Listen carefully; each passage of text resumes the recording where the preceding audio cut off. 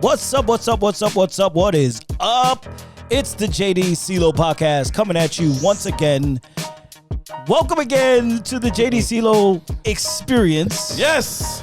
And we are having a shitload of fun right now. It's Reaction Monday, and we're gonna have a special segment solely focused on the New York Football Giants because I will be the first to admit we've been trash talking the Giants every chance we get, And rightly deserved. But we have to give them their flowers when rightfully so. Okay. So this show is going to be solely the New York Giants. Well, okay? we're gonna discuss the game. We're going to discuss absolutely and break everything down, and then we will give the kudos where they need to go. Absolutely. For sure, 100%. Absolutely. But before we start, hit that subscribe button, hit that notifications button, hit everything on down there. All right, to be a part of the show. That way you get those notifications and let you know those new shows are on. And follow us also on Apple Podcasts, Spotify, and iHeartRadio. Okay, every week or so we throwing out tons of content, and we want you all to be a part of it. Have a good laugh with us. That's the main reason why we're here. That's the goal. And remember, watch your mouth. Absolutely. So, guys, we will start this segment talking about the New York Football Giants and the change, the ridiculous and amazing change. And I use the word ridiculous loosely. I'm not using it in a negative tone, in a negative form. I'm using it in a very positive form. It is beyond comprehension the way the Giants are playing right now. And, you know, obviously from a defensive perspective, obviously from an offensive perspective, you would think that they would not be putting up the points that they're putting up, right? Being in the games that they're in. It's very weird. Yes. It's their 4-1 path. Right. And it almost, very weird. It almost doesn't make sense. No. But they're winning games, and at the end of the day, that's what fucking matters. And it doesn't care. It doesn't matter how you win. You can win by an inch or a mile. It doesn't matter, to quote Mr. Toretto from fucking Fast and Furious. And, you know, they've been doing it, either running it on the ground, or they've been doing it passing with, you know, Daniel Jones, even though it's not the 300, 400-yard a game type of thing. It's efficient. He's wobbling. He's taking care of the ball. Poor However, guy bleeding out there, for Christ's sake. yeah, I know, absolutely. He's putting his blood, his sweat, and tears in there. The defense is getting the stops that they need, which I think is critical to the success of that team. And then also from a coaching perspective, I would have never pinned Brian Daboll for one being this successful this early with that roster. Well, when you look at it from that perspective, because there's people hurt, there's players that are nowhere to be found, not performing. Galladay, for example, not performing at all. You know, guys that are hurt, and now you got other guys filling in the gaps, and now you got the defense playing inspired football, and now you got the offense not making those critical mistakes that they used to do in the past. Well, they're putting it simple. Yes. They're trying to make it as simple as possible. And I think that's what Brian Daboll has done. Brian Daboll has taken that offensive scheme, completely changed it, and said, let's simplify this shit for Mr. Daniel Jones. I don't need my quarterback taking hits unnecessarily, which he's still getting. He's still taking them, because I am for, or actually I'm against him having those design running plays. This is a guy who had, you know, was looking like Bambi just a year ago with all the hits he was taking. And for me, I like what I'm seeing. Is Daniel Jones the answer in New York? I don't know.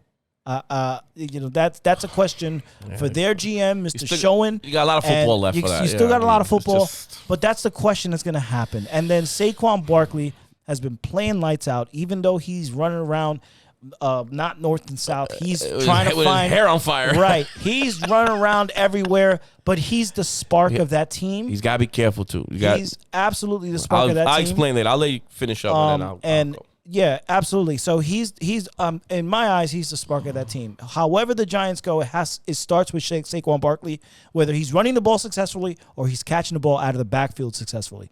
It starts and ends with him. And if Barkley is coming out of he got hurt yesterday. That's one of the problems I'm about to mention. He got hurt yesterday, man. Go ahead. And he probably took a cortisone shot, and wherever the fuck it was at that he was feeling that pain. Shoulder injury. Yeah, shoulder injury. There it goes.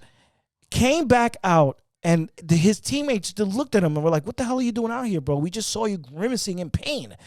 And for his teammates to see him come out there and still continue to compete, still come out of that backfield and do what he was doing, I have to tip my hat off to the Giants. It'll probably be one of the very few times that I do that, but I felt it was right to come on here on air and tell the Giants, good fucking job. Good job for the Giants. Good job for fucking Brian Daboll. You're taking this team completely off the hot seat. There's no talk about the Giants, about how bad they look, about what's the pressure. identity. Yeah, but there's no pressure. There's Right. no pressure. Where's the identity of the team? There's no talk about that. It's just the Giants going in, they keep playing, and they come out with a fucking win. Again, ugly wins matter as well. It doesn't matter how pretty it is or how ugly it is. Yeah. You win, you win. End of the story. Right. And that's my segment right there. Well, this one's going to taste like vinegar coming out, I'll tell you that. All jokes aside. No, listen, guys. The first thing I put in our chat when I got with our friends over at this called the Come On Chat. That's our fantasy hit line that we do. We do it every year. We've been doing it now for like almost 10, 15 years now. I think we can date back. And a lot of Giant fans that I have. Also at the job, also in New York. I got friends in Instagram. They're everywhere. Right. Now, the first thing I'm going to tell you is congratulations on the win. That is an absolute stunner. Yeah. It's an absolute stunner. And we can go back and forth just like the Jet game. The Green Bay Packers didn't do that. I get it. The Packer defense stunk. Yes. I mean, you can't stop that offense. The shame on you. These guys are basically pedaling on dry dirt. You know when you get on a car and you go, and you ain't going nowhere? That's kind of how the Giant offense kind of looks sometimes when you stop Saquon Barkley and they can't pass the ball. Right. So this is where your brain goes kaboom because like their offense is at the bottom of the league in every statistical category except for their rushing. I think they're the top next to Cleveland when it comes to rushing the football. I think they're either top two. They're definitely top two. They're definitely because Chubb and Barkley are basically interchanging back and forth the top spot. Yep, and he had a big game yesterday again. There is nothing wrong, okay, because my Jets did it with the Rex Ryan years. There is nothing wrong in leading the league in rushing. Okay, Baltimore's been doing it for years. They've been successful at it. And if you combine that with a good defense, a little ground and pound, dare I say. Right. That is a decent formula to get you guys going. You just need a little bit more passing. And unfortunately, your quarterbacks are just completely getting obliterated with your play calling, which is suspect to me sometimes. And the offensive line from offensive line has been a little bit something, but they've played better. Okay, supposedly what I've gotten is Andrew Thomas, playing better this year. Now the rookie on the other side of the right tackle has been struggling. Right. But again, he's got to get his wheels and feet wet himself. So it's a rookie year. I don't want to kill him yet. Right. But I said it first on the chat. I said it first when I finished watching the game. That is a tremendous job of Brian Daboll. Yes. A tremendous job. Yep. And we can't praise the general manager yet because he hasn't brought anybody in. Right. This is not his roster. Right. He walked in. He's got to cut a couple of people here and there after this year is over. We'll see his impact next year. Right. Okay, so it's really more Daboll, which is the Giants right now playing with house money all around. There is absolutely zero pressure right now, Chris. Right. They can win ugly, they can lose ugly, and everyone's just going to go, oh, well, we knew that already. Right. So everyone's now jumping on, like, whoo, they're winning. So that's where they're getting all the attention. But to me, all the attention is in coaching because Brian Daboll is taking a bunch of underperforming roster on top of a couple of bums and on top of some injuries that they've had before also. Right. And making these guys play 60 minutes. Mm-hmm. And I'm talking about doing disciplinary actions. He gets on Daniel Jones's ear. He's gotten on Tony, the receiver, who's another fucking diva. He sets the example. Nobody is safe when it comes to a tongue lashing. And that's the culture you want to set. Right. For Galladay, the receiver who's got $18 million in the bag. Okay, and it's done absolutely nothing. Not even a touchdown pass this guy's gotten. Wow. And he has sat down. This guy is so close to being inactive in one of these games that it's unbelievable. For a man that's getting paid that much money to almost be inactive, that's unbelievable. That's a damn shame. But that is the example that Brian Daboll is doing, which I give him credit for that too, plus bringing in some veteran coordinators, which is especially on the defensive side of the ball where he has Wink Martindale handling that part, the aggression of them with the blitzing and the cover one defense that they do a lot, or sometimes even, dare I say, a cover zero. So this combination has got them going. Again, it's hard to kind of get a gauge on how they're getting points. Again, this had to do a little bit with Green Bay, too, that they were up 17-3. They should have ran the ball. Now that we're going to talk about the game, they should have ran the ball more. And that's more on Aaron Rodgers, who sometimes his little ego can get in his way. Right. He says, you know what, I want to keep passing because, I just want to show that I'm all right. No, Aaron, you don't have to do that. You got two good running backs behind you. Yeah. You could have killed some clock, run the ball, and you would have been fine. It would have offset some of those blitzing that you had against you, where your offensive line is not holding up pretty good. Yeah. But to finish off the praise with the Giants, that is a hell of a win in London. It would have been better if it was in Lambeau, but that's neither here nor there. Yep. But everybody had the Giants losing that game. Yeah. Everybody. Just like the Jet game. Everybody had the Dolphins. And to get that win, and you could see Brian Daboll at the end of the game. Oh, he was jacked up. I saw him. Screaming at the fans. Jacked up, man. Jacking up, and everybody, yeah, that's my coach. And that's the stuff that I've been preaching since day one when I got my guy, Robert Saleh, and everybody else are getting their new head coaches, the Jacksonville Jaguars, the Denver Broncos. Yep. That's the guy who starts everything. It starts from there, then you get your quarterback, and then you sprinkle in your roster. Yep. But if you can't get the head coach right, and there's one thing we did learn today, or yesterday, dare I say, is that the New York Giants has got themselves a head coach. Yep. I know it's 5 games in. We don't want to go too crazy. Like I said, I'm not a big guy on 1 month worth of football. Right. So I want to make sure that so far the early favorite right now for Coach of the Year is Brian Daboll. Hands fucking down. Unless the Jets keep winning fourth quarters like this, then he's going to have a run for his money with Robert Saleh. But Brian Daboll right now, I think with you're that right. talent, with that roster, with that roster, you got to lean towards him because Robert's got talent.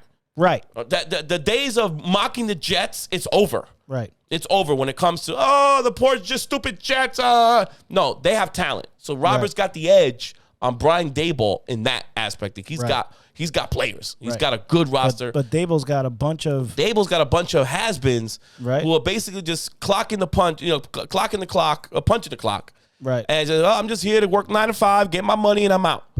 And that's tough to do, to weed out of that roster. Yeah. And unfortunately, he couldn't do anything this year. He just basically said, even the general manager said, Joe just run with Schoen, whatever his name is. Yeah, Sean. I can't get his name right always, but he said, listen, this is the team. Just run with it. We just got to run with it. No expectations. It's an evaluation. It's an evaluation year, and that's how we got to take it. So you are actually evaluating and winning at the same time. And that is the best of both worlds. Yep. So Giant fans, if I can tell you this out of my heart and sincere, hold on to that, because not for nothing, we need some good coaching / managers in New York City. Yeah.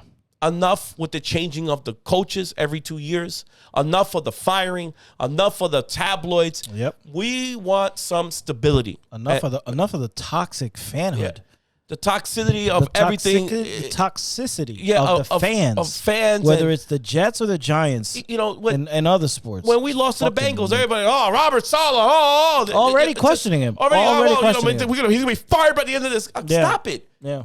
Like I said, he ain't going nowhere. He signed a 5 fucking year deal. Okay, he's not going anywhere until Zach Wilson leaves the building. Yep, that's it. These guys are married together at the hip.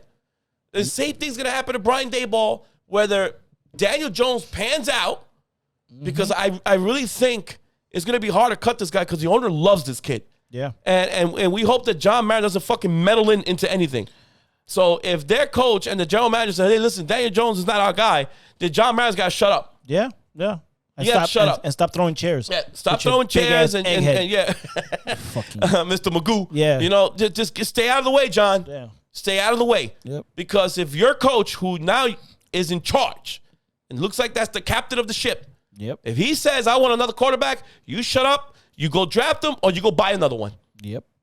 You tell him, I got the check here for you, pal. Yep. You sign the fucking check. Yeah. That's it. I don't care what kind of emotional values you have and emotional sensitivity you have with Daniel Jones, because he reminds you of Eli Manning. I don't care. I don't care. If he's not cutting the mustard, you got to get him out. So if Daniel has a great year, we don't know. He still doesn't have a contract for next year. Yep. So, and if he does have a great year, you know what they can do still? They can franchise him. Yeah. Yeah. Yeah. Absolutely. So they could So- do that. We'll do that, and we'll close off this segment Yep.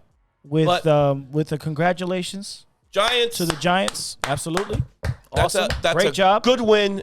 Yep. And on foreign soil. That's just not that's not easy, man. Yeah. That's not easy. Absolutely. Especially with the 8-hour flight. I think that's how much it is. About an 8-hour or 6.5, maybe 7-hour flight. Yeah, and listen, I was happy that Brian Doyle was leaving my division. Thank God. Yeah. Because him and Josh Allen was Brian Dable. You said Doyle. who did I say? Brian Doyle. Brian Brian Dable. Dable.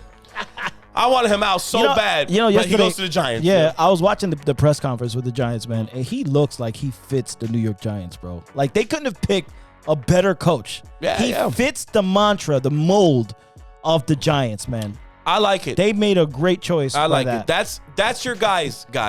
Forget about the roster and Saquon Barkley and all this because the Barkley situation is gonna get crazy.